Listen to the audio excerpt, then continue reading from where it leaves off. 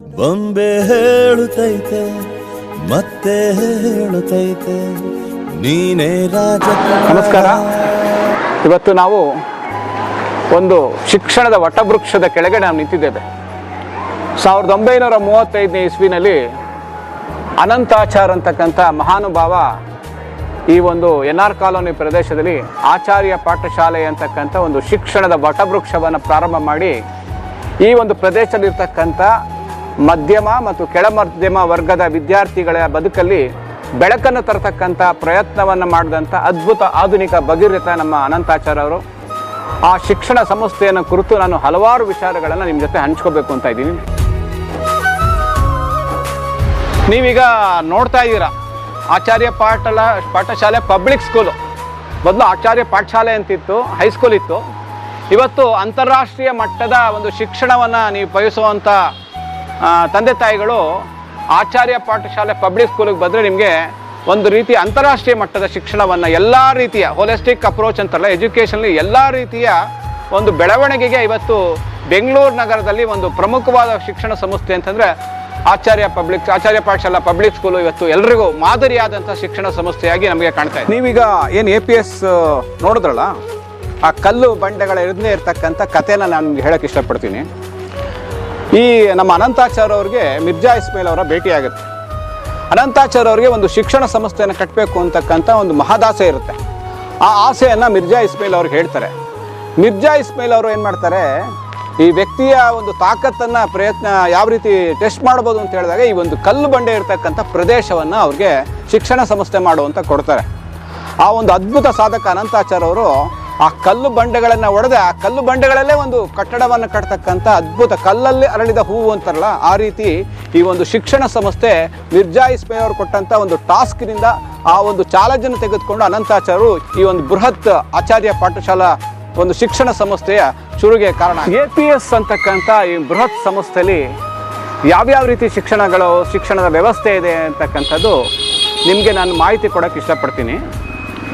APS ಅಲ್ಲಿ ಹುಟ್ಟಿದಂಥ ಮಗು ಅಂದರೆ ಒಂದು 2 ವರ್ಷ ಆಗಿರ್ತಕ್ಕಂಥ ಮಗುನ ತೊಗೊಂಬಂದು ಬಿಟ್ಬಿಟ್ರೆ ಅವನು PhD ಮಾಡಿ ಈಚೆ ಬರ್ಬೋದು.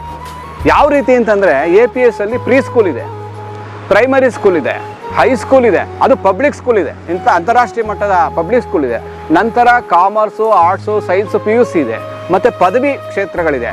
ಅದ್ರ ಜೊತೆಗೆ ನಮ್ಮ ಸೋಮನಹಳ್ಳಿ ಇದೆಯಲ್ಲ, ಕನಕಪುರ ರಸ್ತೆ ಸೋಮನಹಳ್ಳಿಲಿ ನಮ್ಮ ಡಿಪ್ಲೊಮಾ ಶುರು ಆಗುತ್ತೆ. ಡಿಪ್ಲೊಮಾ ಇದೆ, ನಂತರ ಇಂಜಿನಿಯರಿಂಗು, ನಂತರ PhD. ಈ ರೀತಿಯ ಒಬ್ಬ ಮಗು ಒಂದು ರೀತಿ ಪ್ರೀ ಸ್ಕೂಲಿಗೆ ಸೇರಿದ್ರೆ ಅವನು ಇಂಜಿನಿಯರ್ ಆಗಿ PhD ಮುಗಿಸ್ಕೊಂಡು ಹೊರಬರೋಂಥ ವ್ಯವಸ್ಥೆಯನ್ನು ನಮ್ಮ ಅನಂತಾಚಾರ್ ಅವರ ಒಂದು ಶಿಕ್ಷಣ ಸಂಸ್ಥೆಯಲ್ಲಿ ಸಿಗ್ತಾ ಇರತಕ್ಕಂಥದ್ದು.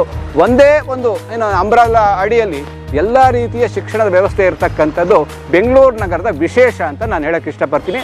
ಅದು ಯಾಕೆ ಅಂತಂದರೆ ಒಂದು ರೀತಿಯ ನಮ್ಮ ಸಂಸ್ಕೃತಿ ಸಂಸ್ಕಾರ ಸುಸಂಸ್ಕೃತವಾಗಿರ್ತಕ್ಕಂಥ ವಾತಾವರಣದಲ್ಲಿ ಶಿಕ್ಷಣ ಪಡೆದ್ರೆ ಆ ಮಗು ಸಮಾಜಕ್ಕೆ ಒಂದು ರೀತಿಯ ಸತ್ಪ್ರಜೆ ಆಗ್ತಾನೆ, ಸಮಾಜ ಘಾತಕ ಶಕ್ತಿ ಆಗೋದಿಲ್ಲ ಅನ್ನೋದಕ್ಕೆ ಉದಾಹರಣೆ ಹಲವಾರು ಜನ ಸಾಧಕರಿದ್ದಾರೆ. ಈ ಒಂದು ಆಚಾರ್ಯ ಪಾಠಶಾಲಾ ಒಂದು ಶಿಕ್ಷಣ ಸಂಸ್ಥೆಯಲ್ಲಿ CNR ರಾವ್ ಆಗಿರ್ತಕ್ಕಂಥ ವಿಜ್ಞಾನಿಗಳು, ಮತ್ತು ನಮ್ಮ ರಜನಿಕಾಂತ್ ಅವರು, ಉಪೇಂದ್ರ ಅವರು, ನಾನು ಸಹ ಇದೇ ಶಾಲೆಯ ಒಂದು ಪ್ರಾಡಕ್ಟ್ ಅಂತ ಹೇಳೋಕ್ಕೆ ನಾನು ಹೆಮ್ಮೆ ಪಡ್ತೀನಿ. ಇತ್ತು ಹಲವಾರು ಜನ. ಇತ್ತೀಚೆಗೆ ನಡೆದಂಥ ಕಾರ್ಯಕ್ರಮದಲ್ಲಿ ಒಂದು 90 ವರ್ಷದ ಕಾರ್ಯಕ್ರಮದಲ್ಲಿ ಸುಮಾರು 7,000 ಹಳೆ ವಿದ್ಯಾರ್ಥಿಗಳು ಸೇರಿರ್ತಕ್ಕಂಥ ವಿಶೇಷ. ಅಂತಾರಾಷ್ಟ್ರೀಯ ಮಟ್ಟದಲ್ಲಿ APS ಕಾಲೇಜಿನ ವಿದ್ಯಾರ್ಥಿಗಳು ದೊಡ್ಡ ದೊಡ್ಡ ಸ್ಥಾನಮಾನದಲ್ಲಿ ಇರ್ತಕ್ಕಂಥದ್ದು ನಾವು ನೋಡ್ತಾ ಇರ್ತೀವಿ. ಯಾವುದೇ ಊರಿಗೆ ಹೋದ್ರೂ ಸಹ APSನಿಂದ ಓದಂಥ ವಿದ್ಯಾರ್ಥಿ, APS ಕಾಲೇಜಿಂದ ಓದಿರ್ತಕ್ಕಂಥದ್ದು. ಈ ರೀತಿಯ ಸುಸಂಸ್ಕೃತ ವಾತಾವರಣ, ಸುಸಂಸ್ಕೃತ ಸಮಾಜವನ್ನು ಸೃಷ್ಟಿ ಮಾಡೋದಕ್ಕೋಸ್ಕರ ಆಚಾರ್ಯ ಪಾಠಶಾಲೆ ಮೊದಲನೇದಾಗಿ ನನಗೆ ಕಂಡು ಬರುತ್ತೆ ಅಂತ ಹೇಳಕ್ಕೆ ಇಷ್ಟಪಡ್ತೀನಿ. ನಾವಿವತ್ತು APSನ ಪ್ರೀ ಸ್ಕೂಲಲ್ಲಿ ಇದ್ದೀವಿ.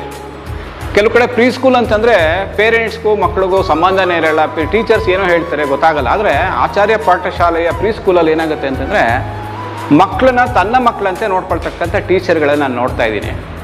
ಅಂದರೆ ಒಂದು ಸಂಸ್ಕಾರ ಸಂಸ್ಕೃತಿಯನ್ನು ಹೇಳ್ಕೊಡ್ತಕ್ಕಂಥ ಈ ಪ್ರೀ ಸ್ಕೂಲು ಮಕ್ಕಳಿಗೆ ಒಂದು ರೀತಿಯ ಮುಂದಿನ ಜೀವನಕ್ಕೆ ಬೇಕಾಗಿರತಕ್ಕಂಥ ಬೇಸಿಕ್ ಫೌಂಡೇಶನ್ನ ಅದ್ಭುತವಾಗಿ, ಯಾಕೆಂದರೆ ಈ ಕಲ್ ಬಿಲ್ಡಿಂಗ್ ಯಾವ ರೀತಿ ಸ್ಟ್ರಾಂಗ್ ಆಗಿದೆ ಆ ರೀತಿಯ ಒಂದು ಮನಸ್ಥಿತಿಯನ್ನು ಸೃಷ್ಟಿ ಮಾಡ್ತಕ್ಕಂಥ ಪ್ರೀ ಸ್ಕೂಲ್ ನಮ್ಮ APS ಪ್ರೀ ಸ್ಕೂಲ್. ನಾವಿವತ್ತು ಈ NR ಕಾಲೋನಿ ಇರ್ತಕ್ಕಂಥ APS ಏನು ಶಿಕ್ಷಣ ಸಂಸ್ಥೆ ಸುಮಾರು 10 ಎಕರೆ ಪ್ರದೇಶದಲ್ಲಿದೆ. ಇಲ್ಲಿ ಇವತ್ತಿನ ಕಾಲಘಟ್ಟಕ್ಕೆ ಏನು ಆಧುನಿಕ ತಂತ್ರಜ್ಞಾನ ಏನಿದೆ ಅದನ್ನು ಉಪಯೋಗಿಸಿಕೊಂಡು ಮಕ್ಕಳಿಗೆ ಶಿಕ್ಷಣದ ವ್ಯವಸ್ಥೆಯನ್ನು ಕೊಡ್ತಕ್ಕಂಥ ಒಂದು ಅದ್ಭುತವಾದ ಕೆಲಸವನ್ನು ಇವತ್ತಿಗೆ ಅಪ್ಡೇಟ್ ಅಂತಾರೆ. ಅಪ್ಗ್ರೇಡ್ ಆಗದೇ ಇದ್ದರೆ ನಾವು ಔಟ್ಡೇಟ್ ಆಗಿಬಿಡ್ತೀವಿ. ಆ ಒಂದು ವ್ಯವಸ್ಥೆಯಲ್ಲಿ ಅಪ್ಡೇಟ್ ಆಗ್ತಾ ಇರ್ತಕ್ಕಂಥ ಪ್ರತಿನಿತ್ಯವೂ ಅಪ್ಡೇಟ್ ಆಗ್ತಾ ಇರ್ತಕ್ಕಂಥ ಒಂದು ಶಿಕ್ಷಣ ಸಂಸ್ಥೆ ನಮ್ಮ ಆಚಾರ್ಯ ಪಾಠಶಾಲೆ ಶಿಕ್ಷಣ ಸಂಸ್ಥೆ.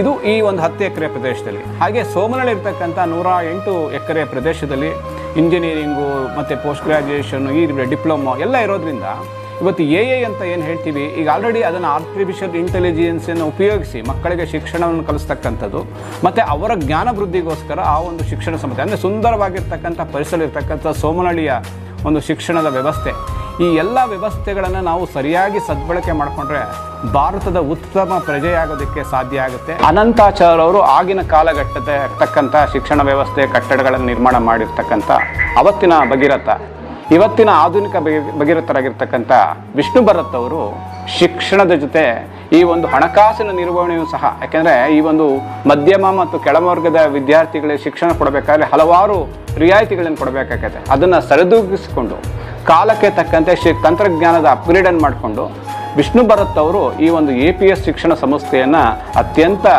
ಉನ್ನತ ಮಟ್ಟಕ್ಕೆ ತೆಗೆದುಕೊಂಡೋಗಿರ್ತಕ್ಕಂಥದ್ದು, ಹೋಗ್ತಾ ಇರ್ತಕ್ಕಂಥದ್ದು. ಅವರ ಕಾಲಘಟ್ಟದಲ್ಲಿ ಇನ್ನೂ ಸಹ ಈ ಒಂದು ಶತಮಾನೋತ್ಸವದ ಸಂದರ್ಭದಲ್ಲಿ ಆಗುತ್ತೆ. ಇನ್ನೊಂದು 7-8 ವರ್ಷ ಹೋದರೆ ಶತಮಾನೋತ್ಸವದ ಆಚರಣೆಯೂ ಸಹ ಅವರ ನೇತೃತ್ವದಲ್ಲಿ ಆಗಬೇಕು. APS ಒಂದು ಶಿಕ್ಷಣ ಸಂಸ್ಥೆ ಯಾವಾಗಲೂ ನಿಂತ ನೀರಾಗದೆ ನಿರಂತರವಾಗಿ ಹರಿತಕ್ಕಂಥ ಜ್ಞಾನ ಗಂಗೆ ಆಗಬೇಕು ಅಂತಕ್ಕಂಥದ್ದೇ ನನ್ನ ಅಭಿಪ್ರಾಯ. ನಮಸ್ಕಾರ.